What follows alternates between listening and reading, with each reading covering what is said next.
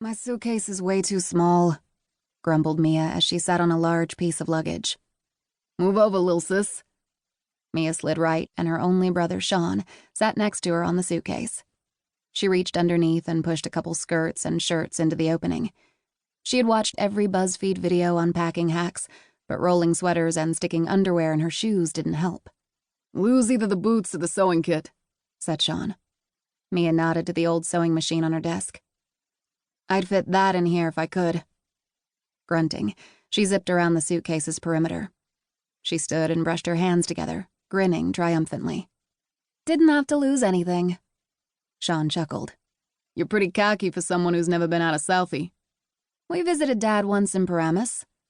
Mia picked up a satin jewelry pouch from the nightstand, dropping in 4 thin blue enamel bangle bracelets that had been sitting next to a framed photo of a younger Mia and Sean with their mom, Catherine, a radiant brunette with sparkling green eyes.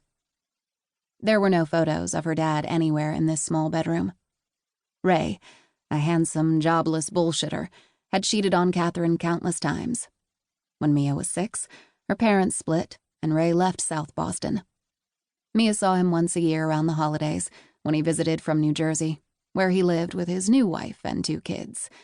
She didn't know what her half-siblings looked like, which was fine with her. When she was 10, Ray gave her $20 for Christmas, but made such a big deal out of it that she vowed she would never take another handout. She'd forge her own way and take care of her mom, who had devoted her life to Mia and Sean. Catherine worked at the Gillette factory during the day, coming home to make dinner and help with homework. Then, she got up at 3 a.m. and went to work at the neighborhood bakery, preparing treats for the morning customers. When she woke Mia and Sean for school, she smelled like a vanilla cupcake. 4 years ago, Catherine got tired. Really tired.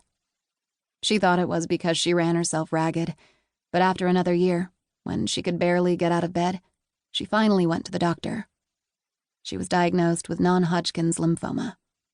Mia's part-time job at a neighborhood thrift shop helped pick up the slack. When Sean wasn't at school, he worked at Magoo's Pizza. They were hanging on in their little apartment, but barely. One February afternoon, Mia was arranging merchandise at the thrift shop. The snowy weather wasn't ideal for shopping, so the store was empty, save for Mia's boss, Pam. Pam spent most of her time taking selfies, since Mia had proven she was good at making a sale. A pretty 30-something entered and started browsing, one eye on Mia. Mia noticed her put-together winter outfit, which included an Hermes bag, a chic felt fedora over her long blonde hair, and a sapphire solitaire necklace around her neck. She was a different type of clientele than the usual neighborhood women who visited in a chatty clump.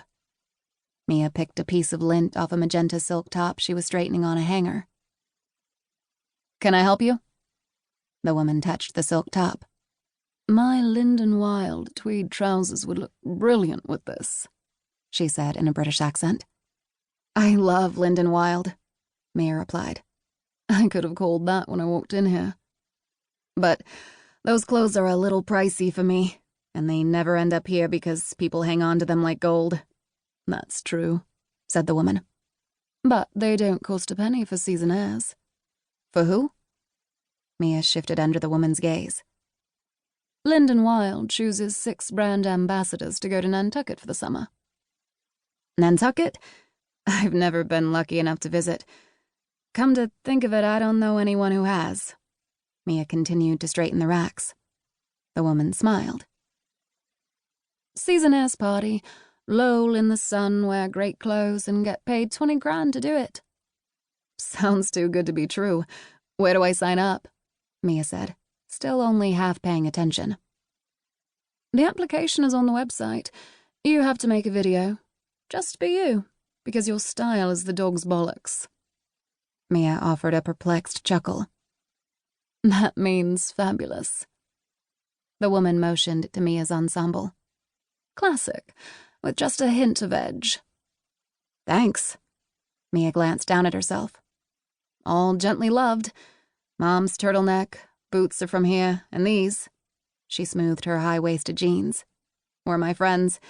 She gained the freshman 15 and now they're mine. The woman clapped her hands once. Her gain was your gain.